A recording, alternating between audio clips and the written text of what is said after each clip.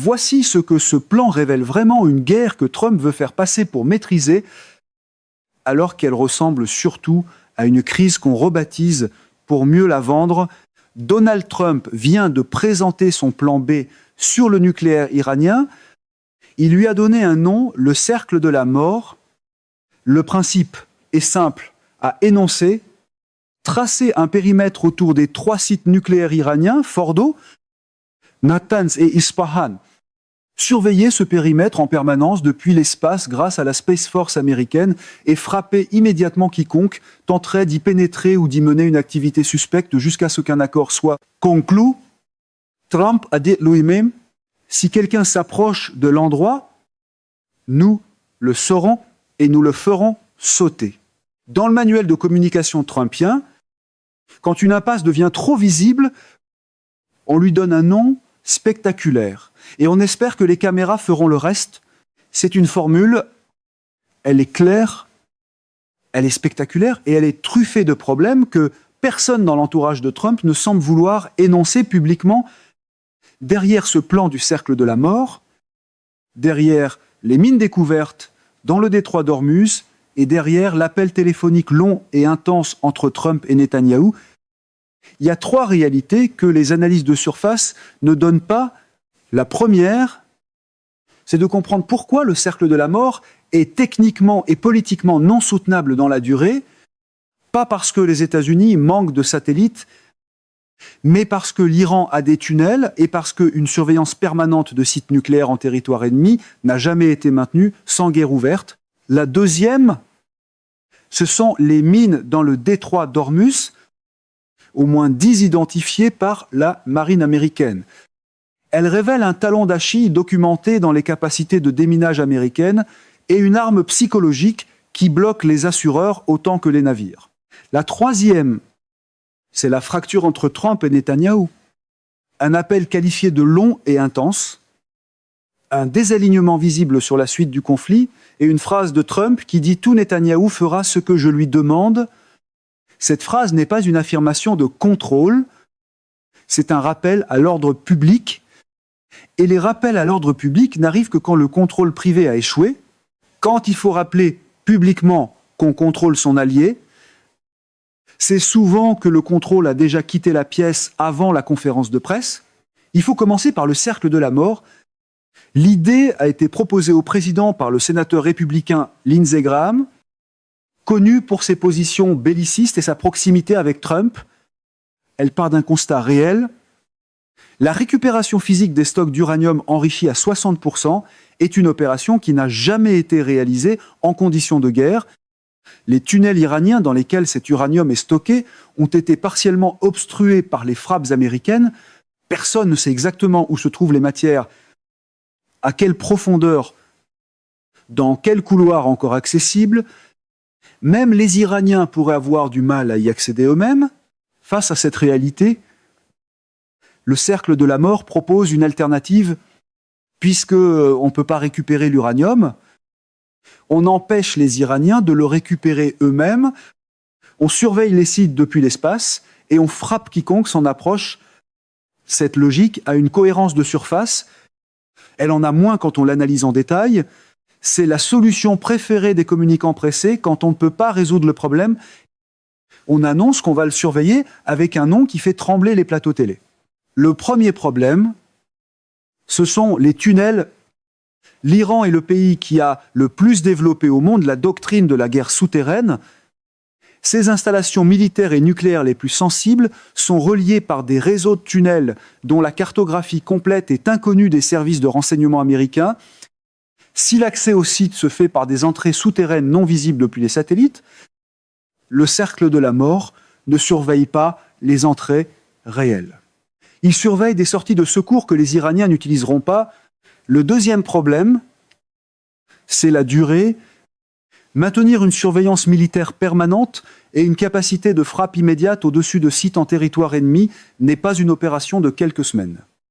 C'est un déploiement permanent qui consomme des ressources humaines, matérielles et financières considérables dans un contexte où le budget militaire américain est déjà sous tension.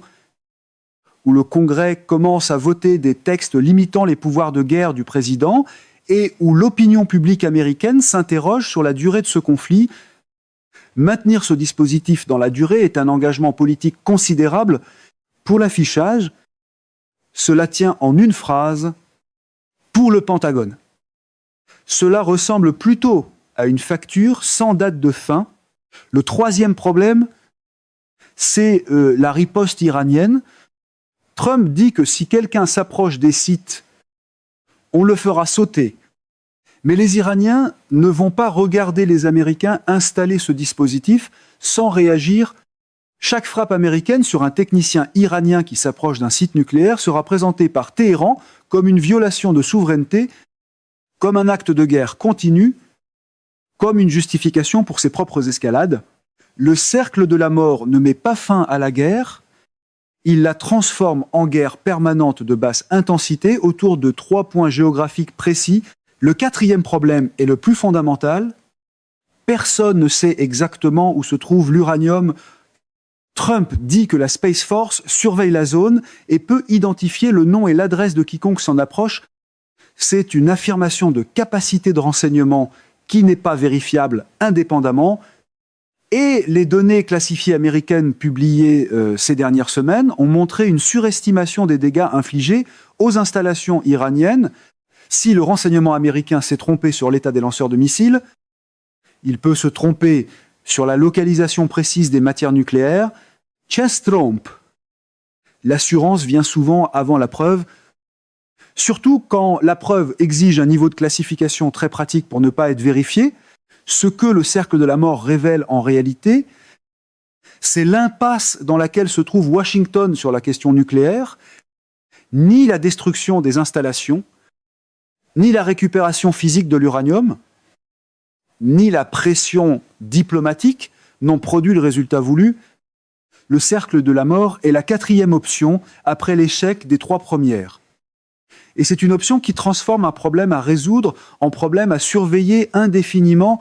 Le deuxième axe concerne les mines dans le détroit d'Ormuz et ce qu'elles révèlent sur la nature réelle du rapport de force dans cette zone.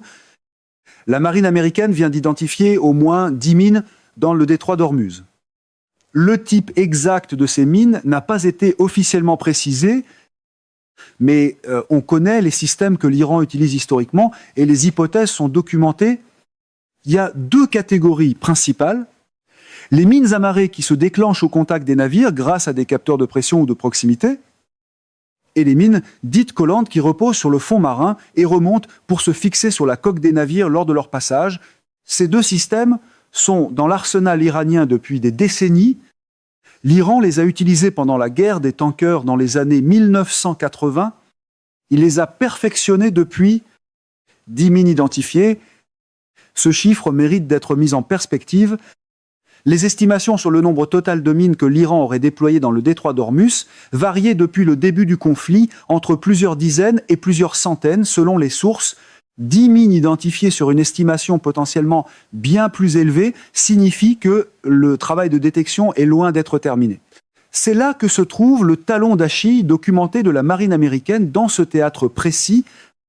Les États-Unis disposent actuellement de 3 navires démineurs opérationnels dans la région. Ces navires sont des plateformes expérimentales, pas des unités pleinement opérationnelles de guerre des mines. Et il y a une règle fondamentale du déminage militaire que l'amiral présent sur le plateau a énoncé clairement. On ne démine pas sous le feu. Le déminage exige des conditions de sécurité qui sont incompatibles avec un contexte de conflit actif. Ce que cela signifie concrètement, c'est que tant que le conflit est actif, le détroit d'Ormuz ne peut pas être déminé de manière sûre, et tant que le détroit d'Ormuz n'est pas déminé de manière sûre, les compagnies d'assurance ne couvriront pas les navires qui tentent de passer, et tant que les assureurs ne couvrent pas, les armateurs ne font pas transiter leur cargaison.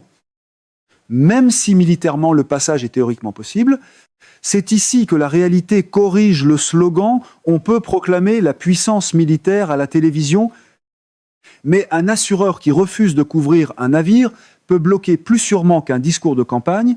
C'est la logique en chaîne qui maintient le blocus sans que l'Iran ait besoin de tirer un seul coup de feu. Il lui suffit que la menace des mines soit crédible et 10 mines confirmées par la marine américaine rendent cette menace plus que crédible. Il y a un autre aspect des mines qui mérite attention, leur dimension psychologique. L'amiral interrogé sur ce plateau a souligné ce point. Les mines sont autant une arme psychologique qu'une arme physique. Il suffit qu'un armateur sache qu'il y a des mines dans une zone pour qu'il refuse de faire passer son navire. Même si statistiquement la probabilité de toucher une mine est faible, le risque perçu est plus important que le risque réel.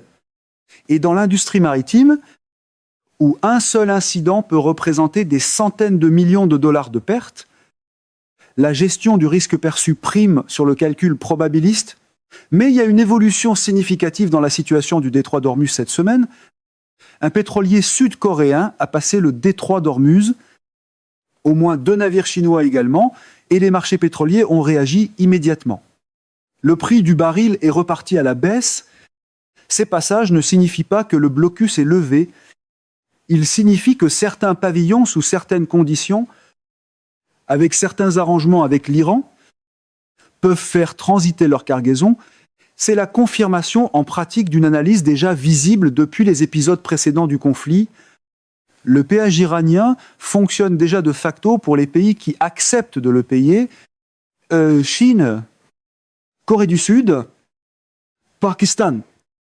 Leurs navires passent. Les navires des pays associés aux opérations américaines ne passent pas. Cette dichotomie est en train de créer une nouvelle géographie commerciale du détroit d'Ormuz. Pas un détroit ouvert ou fermé, un détroit à 2 vitesses, ouvert pour les pays qui coopèrent avec l'Iran, fermé pour les pays qui ne coopèrent pas. C'est exactement l'architecture que Téhéran a cherché à construire depuis le début du blocus, et elle est en train de se mettre en place pour les pays européens. Cette situation crée un dilemme pratique de plus en plus aigu. L'Europe ne peut pas se permettre indéfiniment de voir ses importations énergétiques bloquées pendant que les navires chinois et coréens passent librement. La pression économique sur les gouvernements européens pour trouver un arrangement avec l'Iran va croissant. Et cet arrangement, si l'Europe le cherche, signifie accepter implicitement le contrôle iranien sur le passage. Ce que Washington considère précisément comme inacceptable. Le troisième axe, c'est la fracture entre Trump et Netanyahou et ce qu'elle révèle sur la direction réelle que prend ce conflit. Trump a dit publiquement devant les caméras, avant de monter dans Air Force One, Netanyahou fera ce que je lui demande. Cette phrase mérite une analyse précise. Dans le langage diplomatique, un chef d'État ne dit pas publiquement que son allié fera ce qu'il lui demande, sauf dans 2 cas. Le premier cas, quand il veut signaler sa domination dans la relation pour des raisons de communication politique intérieure. Les second cases, quand l'allié en question n'est précisément pas en train de faire ce qu'il lui demande et qu'il faut le rappeler à l'ordre publiquement, parce que le rappel à l'ordre privé n'a pas suffi. C'est une manière très trumpienne de gérer une fissure diplomatique, ne pas la réparer, mais la transformer en phrase de domination devant les caméras. L'appel téléphonique de la veille entre les 2 hommes a été qualifié par la presse israélienne de long et intense. Dans le langage diplomatique, long et intense signifie désaccord profond et négociations serrées. Ce n'est pas la description d'une conversation entre 2 alliés en parfait accord. Le désaccord est documenté et clair. Israël veut reprendre les frappes immédiatement. Les dirigeants militaires israéliens considèrent que le cessez-le-feu du 8 avril était une erreur stratégique qui a permis à l'Iran de reconstituer une partie de son arsenal. Ils veulent frapper avant que cette reconstitution soit complète et ils poussent Washington dans ce sens depuis des semaines.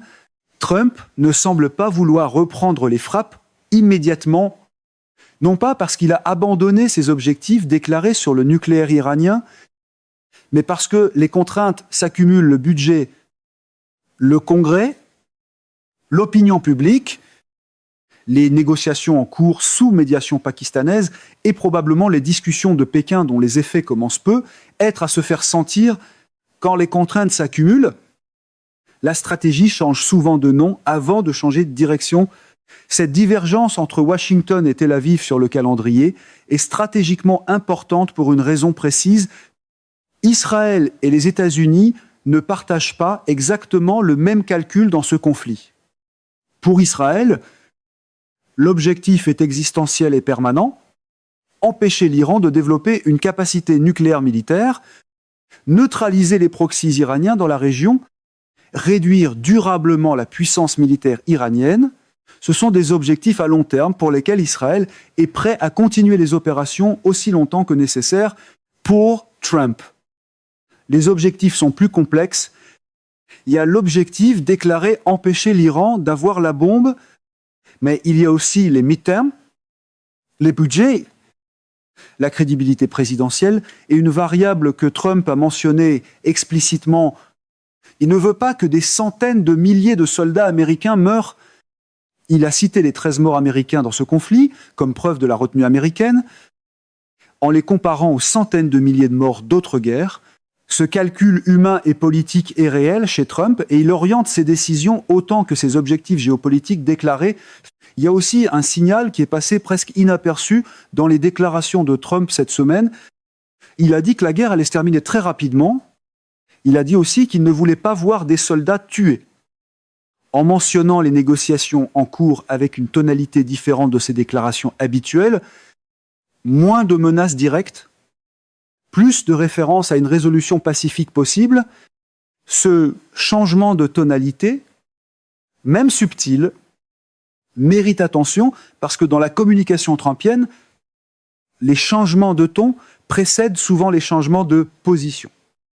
Trump ne recule jamais frontalement, il réencadre, il présente la même réalité comme une victoire différente, et quand il commence à parler de terminer rapidement une guerre qu'il avait promis de gagner complètement, il prépare peu être le terrain pour un accord qu'il devra vendre comme une victoire. La méthode est connue, ne jamais appeler cela un recul, toujours annoncer que c'était la victoire prévue depuis le début. Projetons maintenant sur les horizons de 6 mois et de 18 mois.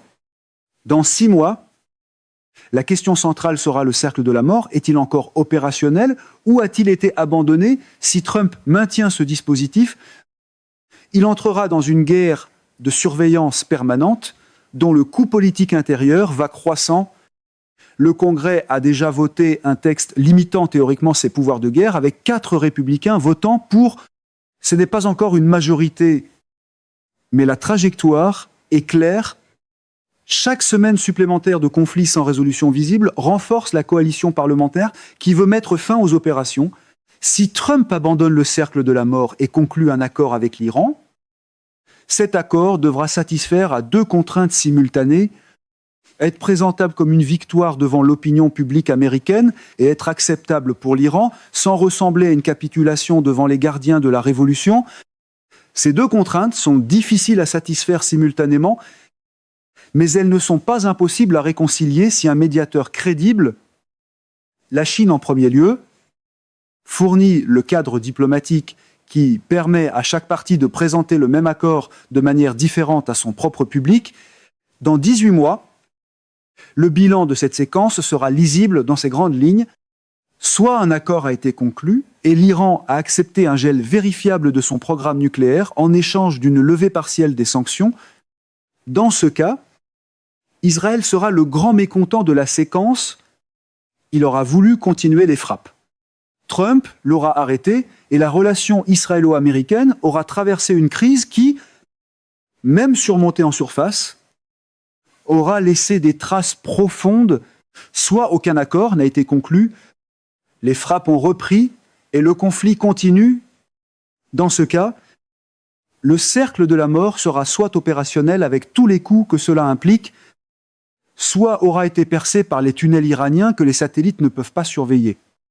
Et les mines dans le détroit d'Ormuz seront toujours là, partiellement déminées, partiellement remplacées. Maintenant, la pression psychologique sur les assureurs, ce que l'on peut affirmer avec certitude en s'en tenant aux faits documentés, c'est que le cercle de la mort est une réponse créative à un problème réel, mais c'est une réponse qui transforme un problème à résoudre en problème à surveiller indéfiniment. Une guerre sans fin habillée en dispositif de sécurité. Les mines dans le détroit d'Ormuz ne bloquent pas physiquement la navigation, elles bloquent psychologiquement les assureurs, et bloquer les assureurs est aussi efficace que bloquer les navires à une fraction du coût militaire. Le plus ironique, c'est qu'une stratégie vendue comme une démonstration de force finit par dépendre de tunnels invisibles, d'assureurs nerveux et d'alliés qui n'attendent pas toujours le feu vert. La phrase de Trump sur Netanyahou n'est pas une affirmation de contrôle, c'est un signal de fracture. Quand un président américain dit publiquement que son allié fera ce qu'il lui demande, c'est parce que cet allié est précisément en train de ne pas le faire.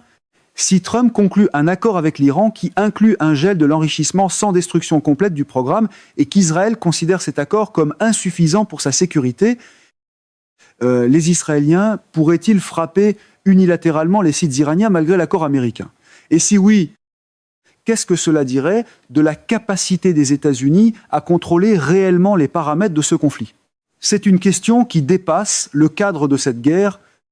Elle pose le problème de la cohérence de toute coalition militaire dans laquelle les alliés n'ont pas les mêmes objectifs, les mêmes calendriers, ni les mêmes contraintes politiques intérieures.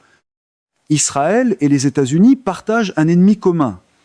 Ils ne partagent pas la même définition de la victoire, et cette différence silencieuse pendant des décennies est en train de devenir visible.